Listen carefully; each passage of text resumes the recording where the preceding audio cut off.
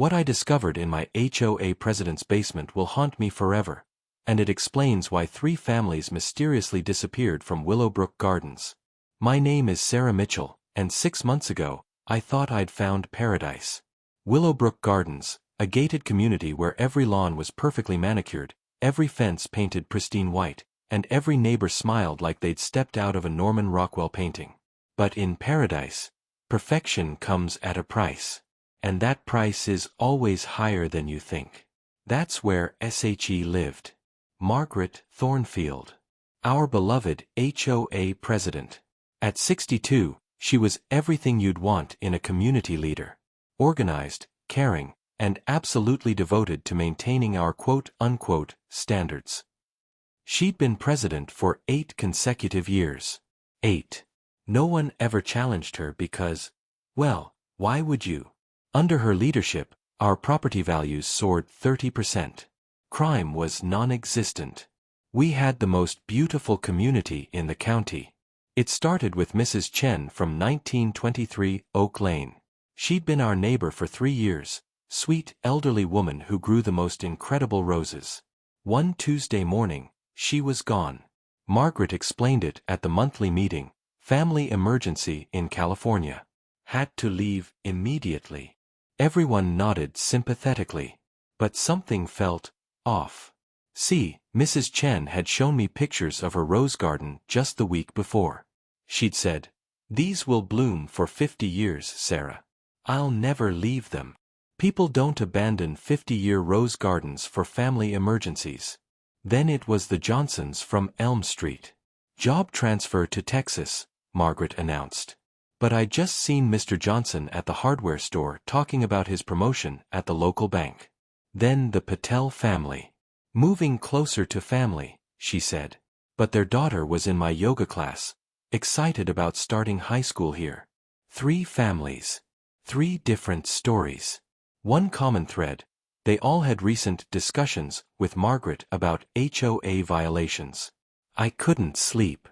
Every night, I found myself researching property records, searching for any trace of our relocated neighbors. Nothing. It was like they'd vanished from the face of the earth. Mrs. Chen's Facebook, deleted. The Johnsons' Instagram, gone. The Patels' LinkedIn profiles, disappeared. You don't erase your entire digital footprint just because you move to another state. That's when it hit me. What if they didn't leave at all? The next HOA meeting, I decided to ask questions. Margaret sat at the head table like a queen holding court, her silver hair perfectly styled, her smile practiced and cold. Margaret, I was wondering, do you have forwarding addresses for the families who've moved? I'd love to send holiday cards. For exactly 3 seconds, her mask slipped. I saw something flicker behind her eyes. Something dark, calculating, and absolutely terrifying.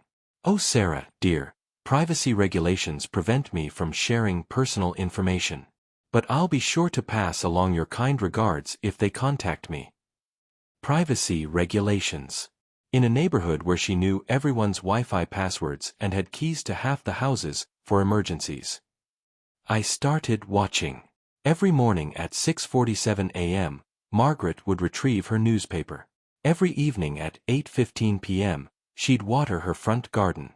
But on Tuesdays were different. Every Tuesday at 11:30 p.m., she'd go into her backyard. She'd disappear for exactly 47 minutes. Then she'd emerge, change her clothes, and burn something in her fire pit. What does someone burn every Tuesday night at midnight? And why did it always smell like flowers? I spent weeks digging through old records, and that's when I found it. The Willowbrook Gardens incident from 1987. The original developers of our community, the Morrison family, died in what was ruled a gas leak explosion. But here's the thing. Margaret Thornfield was their real estate agent. She was supposed to be in that house when it exploded. But she called in sick that day.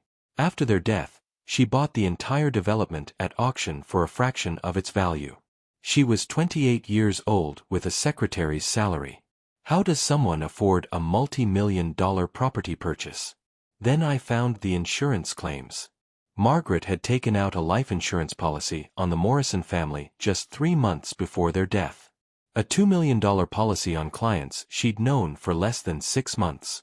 The insurance company investigated, but the lead investigator was found dead in his home 2 weeks later. Apparent suicide. Case closed. I knew I was crossing a line, but I had to know the truth. That Tuesday night, I waited until Margaret began her ritual, then I snuck around to her basement window. What I saw through that window will be burned into my memory until the day I die. It wasn't a basement. It was a shrine. The walls were covered with photographs, hundreds of them.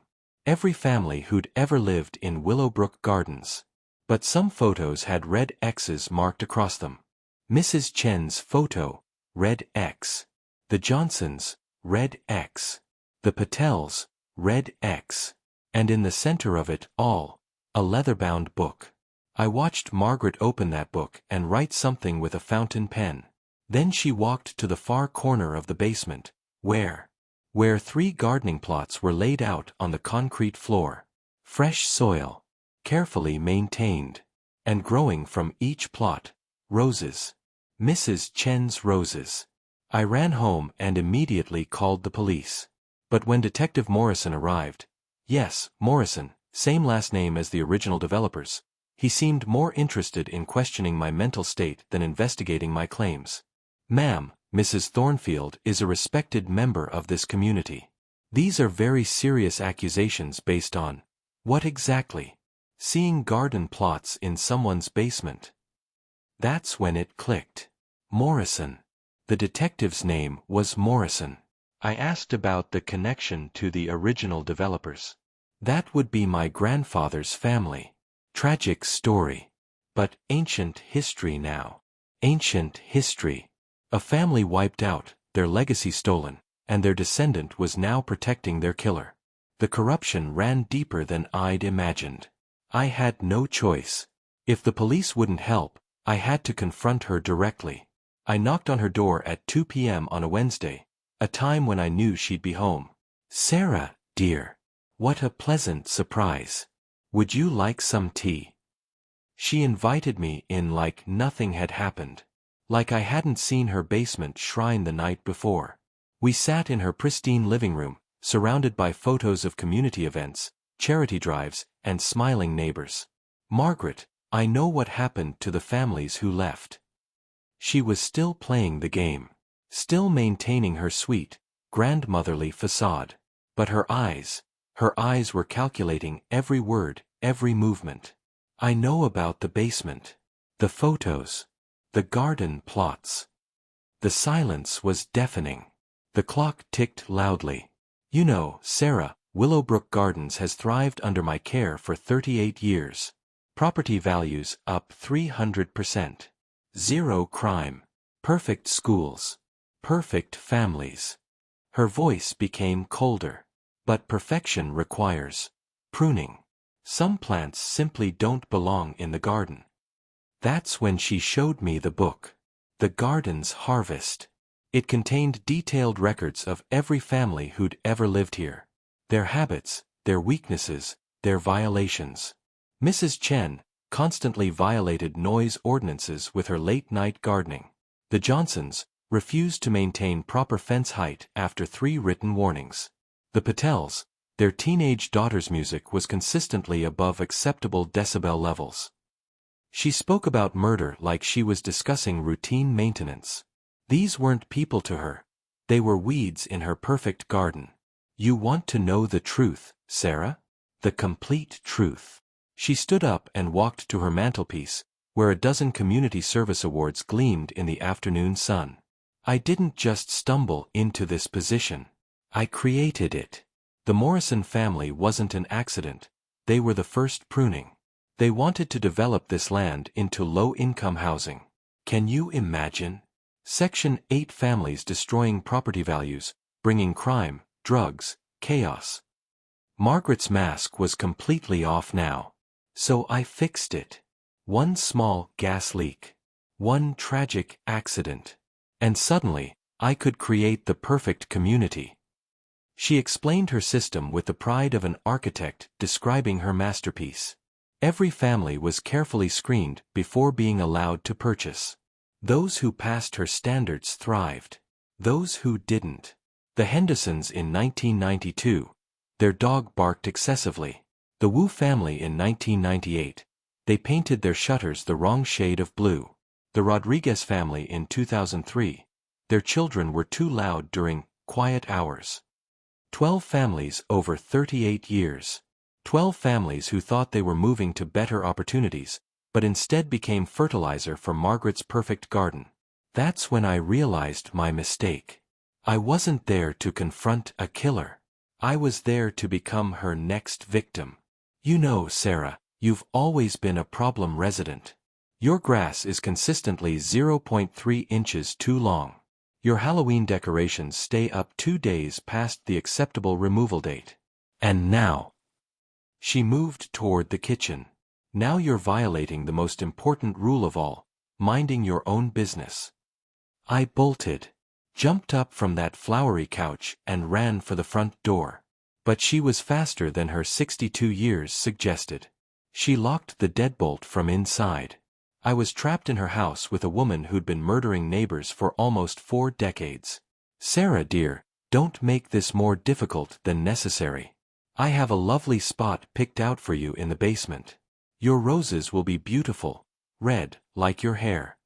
She forced me down those stairs at gunpoint, a small silver pistol that looked like it belonged in a jewelry box rather than a killer's hand.